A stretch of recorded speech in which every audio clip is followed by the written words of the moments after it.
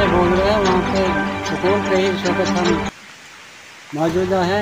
यहाँ की पूरी आवाम जो वहाँ पे परेशान हाल है इस वक्त, क्योंकि आज सुबह सुबह 11 बजे स्कूल में आग लगी। आग लगने के कारण जो है बच्चों के पूरे बैग, किताबें वगैरह, उनके बच्चों के जूते जूते सब जल गए और बिल्डिंग पूरी जो है हमारी गरीब जनता की यहाँ पे राख होगी। और उसके बाद में वो मीडिया में जो आग लगने का कारण है, ये कुछ हजरात जो है ये खाना बना रहे थे क्लासरूम के अंदर। बच्चे वहाँ पे बैठे थे, मौजूदा क्लासें चल रही थी, मास्टर साहिबान वहाँ पे बैठे थे, मौजूद थे। और गैस लीक होने के कारण वो स्कूल में जो है आग नमदार हुई। और इसमें गैस लाने का इसमें पहले किचन शर्ट जो है वो यहाँ पर अवेलेबल है, लेकिन किचन शर्ट जो है वो ना ला करके रखा है।